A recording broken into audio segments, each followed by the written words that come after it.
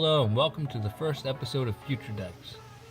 This is a series where I'm going to be taking a look at deck builds that might be viable in the future for sets that haven't been released in the TCG yet.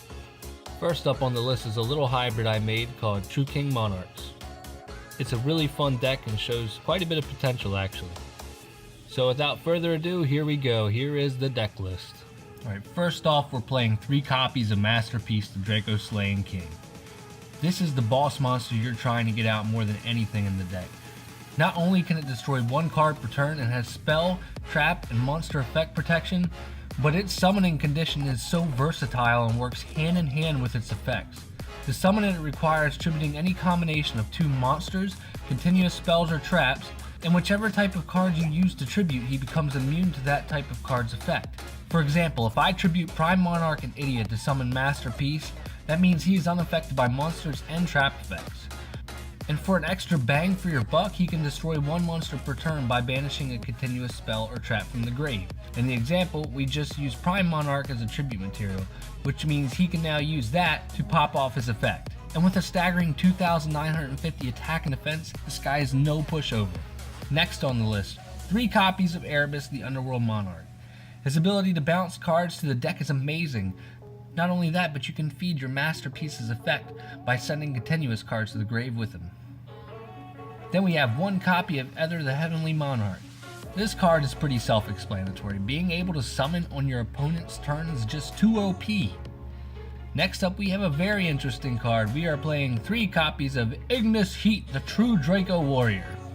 What makes this card so interesting is that it is 2400 attack and 1000 defense, which you know means it's searchable by return and Aether, and you can also use it with Tenacity.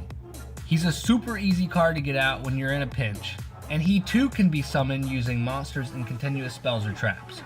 Also, whenever your opponent activates a card effect, this monster lets you search for 1 continuous True Draco or True King spell and then add it to your hand, or you can place it directly on the field. Whichever one you want to do, which as you know is more tribute material for your True Draco, True Kings. Then we are playing 3 Eidos and 3 Idia. That's pretty much a must in a deck that uses so many tribute summons. Plus Idia being able to put the spells and traps you banish for Masterpiece's effect back in your hand is just too good. And last but not least, for monsters we are playing 1 Maxi.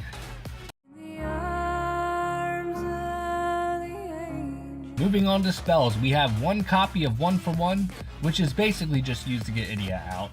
Then 1 Raigeki because lightning kills things. Then 1 Pantheism because draw power and searching. 2 Tenacity because you can search pretty much all the boss monsters in your deck, except for Masterpiece. Then we have 3 Terraforming, which I usually never do, but this is never a dead card in the deck because we're playing 2 different field spells. Moving on to the field spells, we have 3 copies of Dragonic Diagram and 2 copies of Domain. Obviously, since we're only playing tribute summon boss monsters, we're going to play Domain. Shutting down your opponent from summoning from their extra deck is just broken. And without getting into the extra deck, it's going to be extra hard to get rid of Masterpiece. As far as Dragonic Diagram goes, I cannot sing this card's praises enough. It's a search card, it's an attack boost, it has protection, everything you can want in a field spell it has. If your opponent gets out a big monster and tries to run over any of your True King, True Draco monsters, then Dragonic Diagram's second effect kicks in, keeping each one from being destroyed by battle once per turn.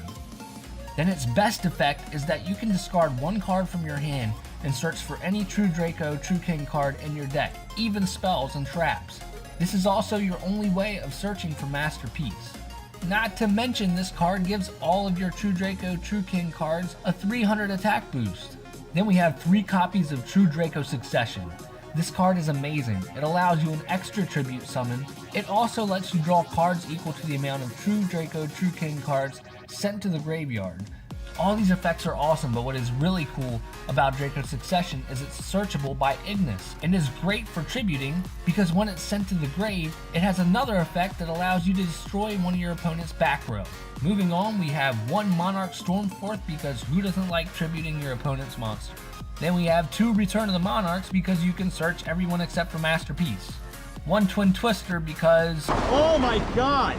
And for the traps, we have 3 Prime Monarch because this thing is cancer and will not stop coming back, and your opponents will hate you for it. And it is a very reliable source of tribute material. And then for the extra deck, we have 1 Volcasaurus. I'm just kidding. Don't kill me, please. I have a family.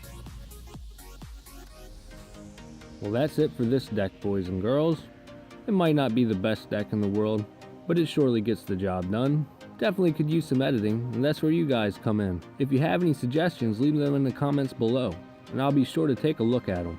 I might even revise the deck using your guys' suggestions. If you have any ideas on future videos, be sure to leave them in the comments as well. I hope you enjoyed our first deck profile. We'll catch you next time. Team Raigeki out.